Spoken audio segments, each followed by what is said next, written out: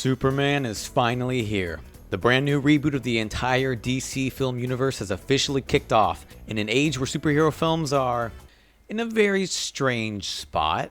The DC film universe had been loudly drowning for nearly its entire lifespan, whether with failures like Black Adam, The Flash, Shazam 2, or misguided projects like Zack Snyder's Man of Steel, which was a take on Superman that was divisive for critics and fans. After 10 years, we're back to square one with a new Superman for 2025, the beginning of the brand new DCU being led by James Gunn, previous writer and director of the Guardians of the Galaxy trilogy, The Suicide Squad, and now the writer and director of... With trailers that have drummed up a lot of conversation and excitement up until now, it's not an exaggeration to say that whatever hope Warner Brothers has for any attempt at a new film universe, these hopes won't matter unless they get that first impression right. Man of Steel wasn't the film that some fans and critics have been hoping for, and set a precedent for the uneven track record that the DCEU could never shake off. Marvel understood that you needed to earn that audience trust and attention with a great first impression, and to this day, the original Iron Man still holds up as one of the best modern comic book films. But now, even they are struggling to maintain a consistent output. Audiences are gradually losing interest, even in their more well-received films like Thunderbolts. Spider-Man and the Avengers films are likely to still do well, but thanks to COVID and a whole host of other problems, we're beyond the days where far less popular characters like Black Panther and Captain Marvel could gross $1 billion at the box office. They're no longer the dominant force that every other film universe tried following to rake in a piece of that cinematic universe pie. So, does James Gunn succeed with his take on Superman, the next beginning for the DC universe? Yes! I've been a casual Superman fan for the longest time, with that love starting with Bruce Timm's animated series and Justice League Animated. I'd never claimed to be a diehard fan, in that I know the elements I like about the character, but I am very open to every interpretation to see what sticks. I love the cute and simple charm of Richard Donner's original film. I like a lot of elements about Man of Steel, and the grounded approach they wanted to take with Superman, even if the movie as a whole doesn't work for me. But with Gunn's take, starring David Corenswet as the man himself, I can definitively say that this might be one of my favorite superhero films of all time. I'm very loose when it comes to my critiques of films. For some films, I fixate very much on the flaws and issues that don't work for me. And for others, if the movie strikes a certain chord with me and my personal tastes, I can overlook issues that would normally bother me. It's why I unironically adore something like Alien vs. Predator, but I heavily criticize something like Alien Romulus. Would I ever say that AVP is the better film? No. But damn it if I just don't love it. So keep that in mind when I say that I fucking love the Superman. In an age where every modern blockbuster is trying to capture the spark that led to something like Star Wars being so successful, Superman is confident and succeeds in nailing the fundamental elements that Star Wars did 50 years ago. I don't think it's a coincidence either that Superman starts with an opening text, much like the original Star Wars. You're immediately thrown into a universe that's much bigger than you could imagine, embracing all of the weird, wacky, and unwieldy that comes standard with purchase of many modern comics today. Here, you're left with a small peek into one of just many fantastical stories that take place in this world. One of my favorite moments in the film is a conversation that occurs between Lois and Superman, while a casual battle happens in the background between a giant interdimensional imp and Guy Gardner. It speaks to the appeal and draw of a comic book world, where the extraordinary is an everyday occurrence, and it answers a common plot hole of most modern superhero films set in a shared universe. Well, if the world-ending event is happening, where is this hero, and this one, and this one, and... They're busy. They're saving the world too, from some other world-ending threat.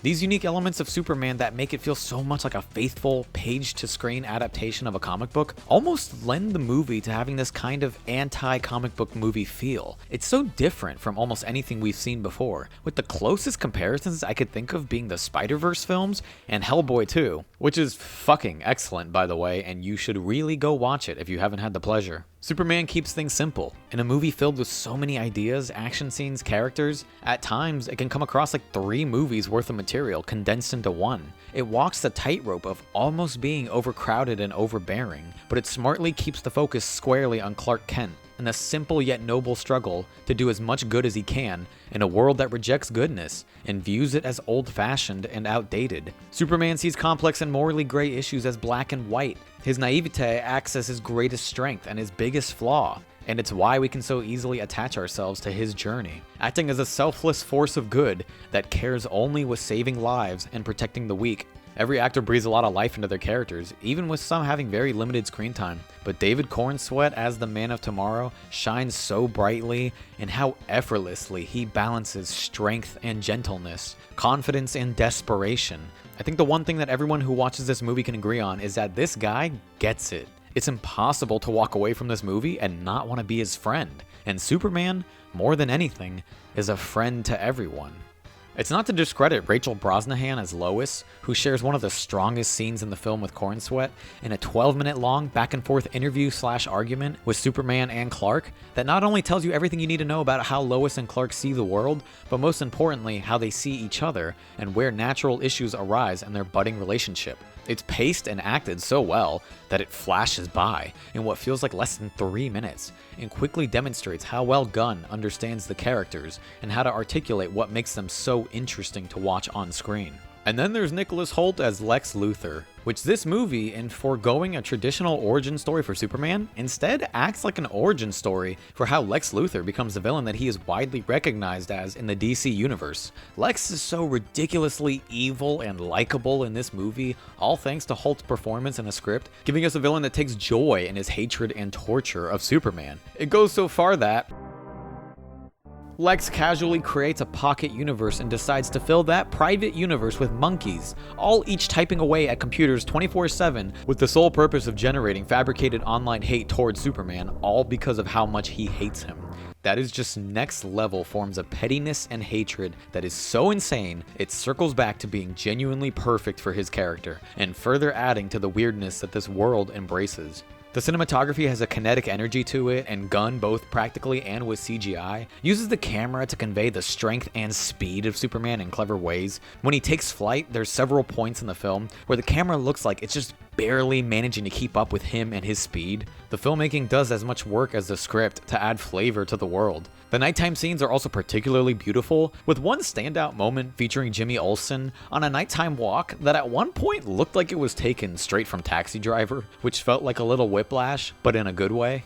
The film takes advantage of the verticality that Superman as a character offers, and the use of wide angles that make the action very clear to follow. You can also tell how much Gunn enjoys the different powers of the characters and takes advantage of their abilities in creative ways. Mr. Terrific, Green Lantern, Hawkgirl, Metamorpho all add so much more flavor to the world. But more than the cinematography and action, the element that really ties this film together is the score. Composed by John Murphy and David Fleming, and reusing the main theme originally composed by John Williams, but offering a more bombastic modern spin to it, it shines proudly. With an identity that is just as personable and present as our leading man, I can still hear the themes repeating in my head. Feel good is a term that's thrown around too much, and I like my movies to be depressing, hopeless nightmares, but Superman instills you with such a bright sense of hope and optimism in a way that very few films ever come close to reaching.